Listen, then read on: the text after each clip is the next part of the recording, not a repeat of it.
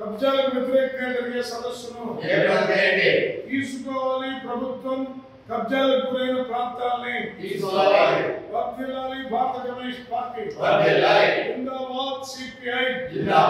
CPI జిందాబాద్. ఇవ్వాలి. పేద ప్రజల ఆక్రమించుకున్న నివాస స్థలాలకి ఇళ్ల పట్టాలను ఇవ్వాలి. మీడియా మిత్రులందరికీ నమస్కారం.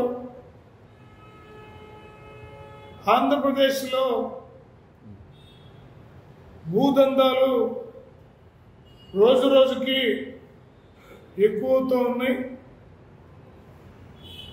రాష్ట్ర వ్యాప్తంగా గత గవర్నమెంట్లో ఉన్నటువంటి మంత్రులుగా ఉన్నటువంటి వాళ్ళు, ఎమ్మెల్యేలుగా ఉన్నటువంటి వాళ్ళు అనేక మంది భూదందాలకు పాల్పడినట్టుగా స్పష్టమైన ఆధారాలతో ఈ రోజున కనబడుతూ ఉంది.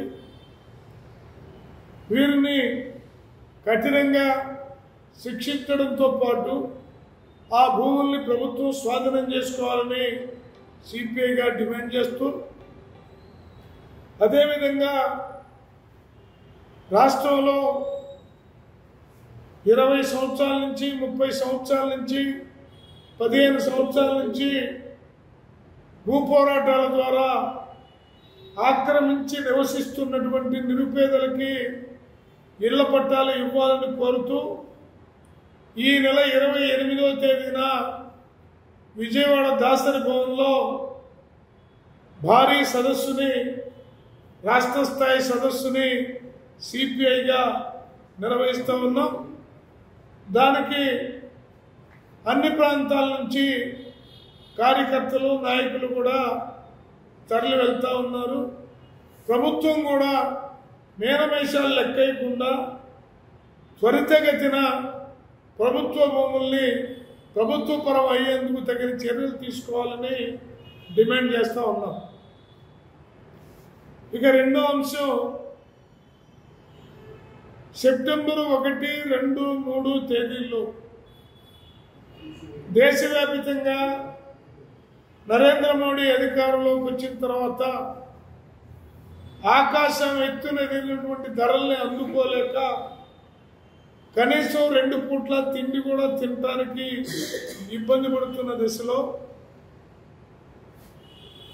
సెప్టెంబర్ 1 నుంచి 6వ తేదీ వరకు ప్రచారాందోళన కార్యక్రమంతో పాటు చివరి రోజు 6వ తేదీన కలెక్టర్ కార్యాలయం వద్ద భారీ ధర్నా కార్యక్రమాన్ని నిర్వహించబోతా ఉన్నాం. ఇది ప్రజల ఆకలి తీర్చమని ప్రభుత్వాలపైన ఒత్తిడి చేసేటటువంటి ధర్నా. ఇది పెట్రోల్, డీజిల్, వంట గ్యాస్ ధరలు విపరీతంగా పెంచుతున్నటువంటి ఈ ప్రభుత్వాల యొక్క తీరుకు నిరసనగా జరిగే ధర్నా. దీన్ని జయప్రదం చేయాల్సిందిగా కోరుతా ఉన్నాం. ఇక 3వ పాయింట్, విశాఖలో ప్రమాదం జరిగింది.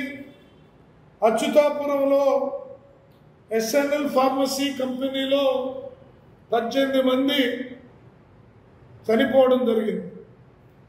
అలాగే అనేక మంది క్షతగాత్రులయ్యారు, గాయాల పాలయ్యారు. గతంలో పాలిమర్ కంపెనీలో జగన్మోహన్ రెడ్డి ఒక్కొక్కరు ₹1 కోటి యాజమాన్యంతో ఇప్పించి చేతులు ముడుచుకున్నారు.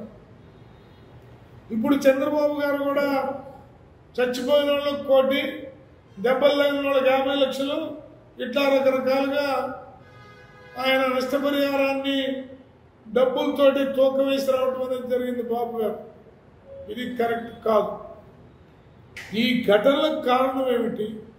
ఇలాంటి ఘటనలు పునరావృతం కాకుండా ఉండాలంటే ఏం చేయాలనే దాని మీద ఆ ఫ్యాక్టరీల మీద తగిన యాక్షన్ తీసుకోవాలి. భవిష్యత్తులో ఇలాంటి ఘటన జరగకుండా చేయడానికి కావలసిన ఆచరణాత్మకమైనటువంటి కార్యక్రమం తీసుకోవాలి.